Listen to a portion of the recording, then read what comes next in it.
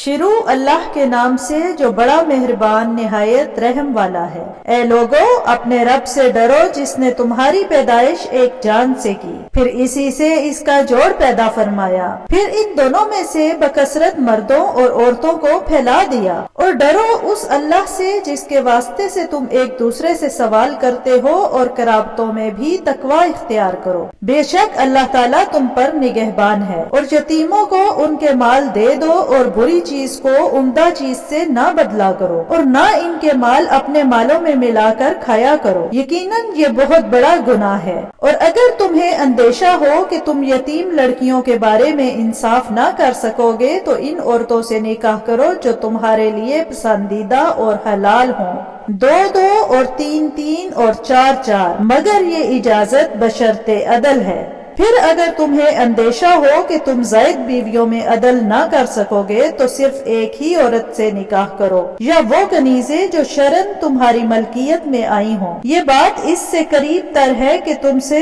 ظلم نہ ہو، اور عورتوں کو ان کے مہر خوش دلی سے ادا کیا کرو۔ پھر اگر وہ اس مہر میں سے کچھ تمہارے لیے اپنی خوشی سے چھوڑ دیں تو تب اسے اپنے لیے سازگار اور خوشگوار سمجھ کر کھاؤ، اور تم بے سمجھوں کو اپنے یا ان کے مال سپرد نہ کرو جنہیں اللہ نے تمہاری معیشت کے استواری کا سبب بنایا ہے۔ ہاں، انہیں اس میں سے کھلاتے رہو اور پہناتے رہو اور ان سے بھلائی کی بات کیا کرو، اور یتیموں کی تربیتاً جانچ اور آزمائش کرتے رہو یہاں تک کہ نکاح کی عمر کو پہنچ جائے۔ پھر اگر تم ان میں ہوشیاری اور حسن تدبیر دیکھ لو تو ان کے مال ان کے حوالے کر دو، اور ان کے مال فضول خرچی اور جلد بازی میں اس اندیشے سے نہ کھا ڈالو کہ وہ بڑے ہو کر واپس لے جائیں گے۔ اور جو کوئی خوشحال ہو وہ مال یتیم سے بالکل بچا رہے، اور جو خود نادار ہو اسے صرف مناسب حد تک کھانا چاہیے۔ اور جب تم ان کے مال ان کے سپرد کرنے لگو تو ان پر گواہ بنا لیا کرو،